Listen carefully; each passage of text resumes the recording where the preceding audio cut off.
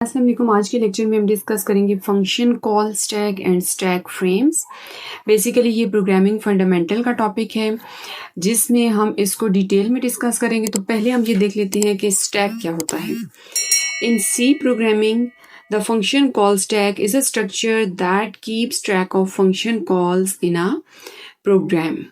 To understand how C perform function calls, we first need to consider a data structure, collection of related data items known as stack.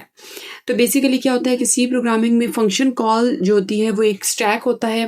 ये एक ऐसा structure होता है जिसमें basically function calls का एक record या एक ट्रैक रखा जाता है कि एक प्रोग्राम के अंदर कितनी दफ़ा जो है वो फंक्शन को कॉल किया गया है। और इसके लिए पहले हमें डेटा स्ट्रक्चर को कंसिडर करना पड़ेगा। डेटा स्ट्रक्चर क्या होता है कि collection of related data items होते हैं, जिस चीज़ को हम बोलते हैं स्टैक। तो स्टैक को अगर आप अंडरस्टैंड करना चाहते हो तो आप इसको इस तरह एक एग्जांपल के थ्रू देख सकते हो कि हमारे पास पाइल ऑफ डिशेस हैं। तो हम क्या करते हैं कि यूजली जो होता है वो टॉप पे एक डिश को रखते हैं और उसके बाद नेक्स्ट उसके ऊपर रखते जाते हैं। यानी जस्ट हम क्या करेंगे, place a dish at the top refer to as pushing the dish on to the stack. Similarly you typically remove a dish from the top refer to as popping the dish off the stack. सबसे पहले like हमने पहली dish रखी, उसके ऊपर हमने दूसरी रखी, उसके ऊपर हमने दूसरी रखी। तो ये जो रखने का प्रोसीजर होगा दैट इज पुशिंग। और जो हम नेक्स्ट रखेंगे वो टॉप पे रखेंगे। और जब डिशेस को उठाने का प्रोसीजर होगा तो सबसे पहले हम टॉप वाली को उठाएंगे, देन उसकी नीचे वाली जो होंगी उनको एक ऑर्गेनाइज्ड वे में उठाना शुरू करेंगे। सो डिशेस को रखने का जो प्रोसीजर होगा एक के ऊपर दूसरी, that is pushing. And dishes को जो है रिमूव करने का जो प्रोसीजर होगा from one two another, that is popping. Stacks are known as last in first out. Data structure: the last item pushed on the stack is the first item popped from the stack. अब जो हम dishes रख रहे हैं तो जो सबसे last पे रखेंगे उसको सबसे पहले उठा लेंगे। यानी जो सबसे लास्ट पे पुश होगी वो सबसे पहले पॉप होगी। तो स्टैक पे इस तरह जो होता है वो ऑर्गेनाइज्ड वे में काम होता है। सो यहाँ पे जो एल्गोरिथम फॉलो होता है that is last in first out. So ये हो गया जी हमारे पास स्टैक का कॉन्सेप्ट। स्टैक फ्रेम में अब क्या होगा कि each time a function is called a stack frame is created. It contains, अब इसमें बेसिकली 3 पॉइंट्स होंगे: return address, parameters and clean up. Return address में क्या होगा कि where to go back after the function completes. यानी जब function एक कंप्लीट हो जाता है, वो कोई रिजल्ट रिटर्न कर देता है तो उसके बाद किस एड्रेस पे मूव करना है। पैरामीटर्स क्या होंगे? Input pass to the function, local variables, variable declare with in the function.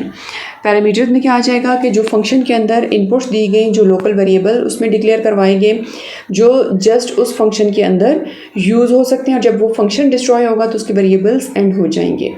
Last point इसका आ जाता है जी clean up. When the function finishes, its stack frame is removed and control returns to the calling function using the return address. अब जब एक function and होगा तो रिटर्न एड्रेस के थ्रू जो है वो जो कॉल्ड फंक्शन होगा कंट्रोल वहाँ पे चला जाएगा। और फिर क्या होगा कि जो स्टैक फ्रेम होगा उसका मेमोरी में उसको भी साथ रिमूव करवा दिया जाएगा। So that is clean up process.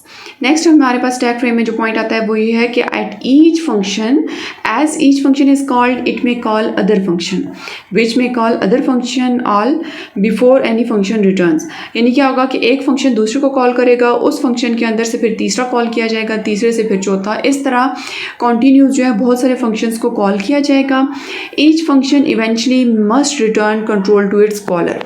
अब क्या होगा, लाइक ए फंक्शन ने बी को कॉल किया, बी ने सी को कॉल किया, सी ने डी को कॉल किया, तो लास्ट पे क्या होगा कि जो डी फंक्शन होगा वो कंट्रोल रिटर्न करेगा to its called function. So we must keep track of the return addresses that each function needs to return control to the function that called it. यानी D को अगर सी function ने call किया है तो return address उसका क्या होगा, सी की तरफ। और इसी तरह सी फंक्शन को अगर बी फंक्शन ने कॉल किया है तो रिटर्न एड्रेस उसको ये बताएगा कि तुमने वापस कहाँ जाना है, बी फंक्शन की तरफ। The function call stack is the perfect data structure for handling this information. अब इसके लिए क्या चीज़ यूज़ होगी, इसके लिए फंक्शन कॉल स्टैक होगा जिस पे एक ट्रैक रिकॉर्ड रखा जाएगा जो रिटर्न एड्रेसेस होंगे उनका।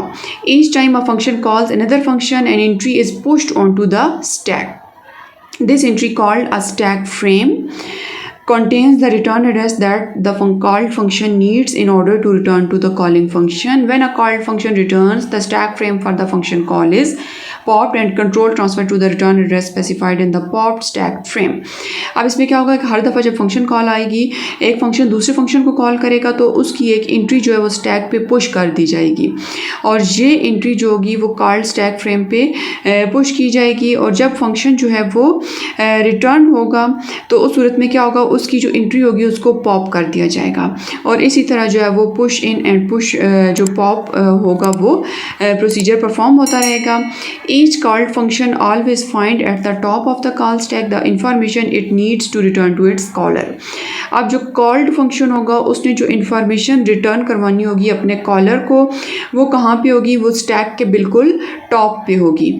If a called function calls another function, a stack frame for the new function call is pushed onto the call stack. Thus, the return address required by the newly called function to return to its caller is now located at the top of the stack. अब इसमें क्या हो रही है, इसमें ये बात हो रही है कि स्टैक के टॉप पे क्या चीज़ होगी.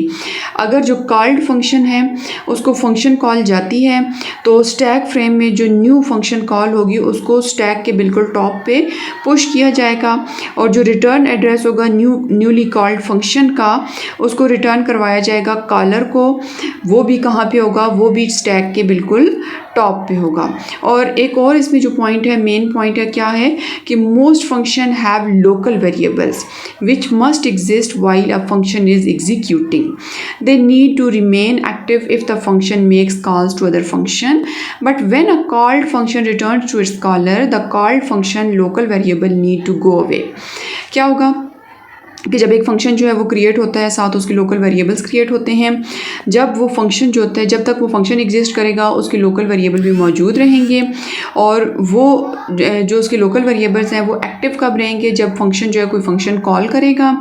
जब कॉल्ड फंक्शन जो है वो अपने कॉलर की तरफ रिटर्न होगा तो उस कॉल्ड फंक्शन के जो लोकल वेरिएबल होंगे वो भी गो अवे यानी वो भी ख़त्म हो जाएंगे और जो कॉल्ड फंक्शन स्टैक फ्रेम होगा वो एक परफेक्ट प्लेस है जिसमें रिजर्व की जाएगी मेमोरी फॉर लोकल वेरिएबल्स.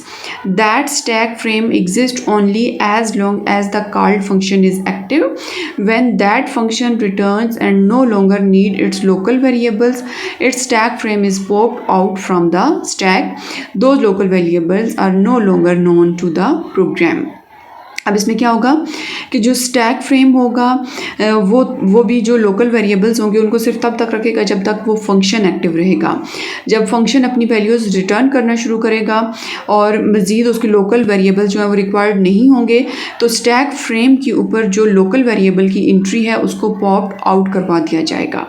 सो जो लोकल वेरिएबल होंगे वो भी उस प्रोग्राम के साथ एंड हो जाएंगे. सो इस तरह जो है वो हमारा जो वेरिएबल्स होंगे उनको मेंटेन किया जाएगा. नेक्स्ट इसमें पॉइंट एक आ जाता है स्टैक ओवरफ्लो. लास्ट इसका पॉइंट है stack overflow. Of course the amount of memory in a computer is finite, so only limited memory can be used to store stack frames on the function call stack. If more function calls occur then can have their stack frame stored on the function call stack. A fatal error known as stack overflow occurs.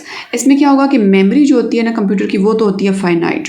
So limited amount of memory जो होती है वो stack frames को store करवाने के लिए दी जा सकती है. सो स्टैक फ्रेम पे जो फंक्शन कॉल का रिकॉर्ड रखा जाएगा वो भी फाइनाइट होगा. अगर ज़्यादा फंक्शन कॉल आती है एक प्रोग्राम के अंदर, उसकी जो स्टैक फ्रेम की जो एक लिमिट है उससे ज़्यादा stored on the function call stack, तो उसकी वजह से एक एरर आ जाएगी और उस एरर को बोलते हैं स्टैक ओवरफ्लो. यानी जो स्टैक पे मेमोरी में एंट्री होगी उससे ज़्यादा की अगर फंक्शन कॉल आ जाती है तो फ्रेम जो होगा वो भर जाएगा, उसकी कैपेसिटी फुल हो जाएगी, तो फिर एरर आ जाएगी स्टैक ओवरफ्लो. सो इस तरह बेसिकली जो होता है वो फ्रेम्स या स्टैक्स काम करते हैं और last in first out algorithm जो होता है इसमें फॉलो किया जाता है. So thanks for watching this video and don't forget to like, share and subscribe tech and CS department for more videos like this.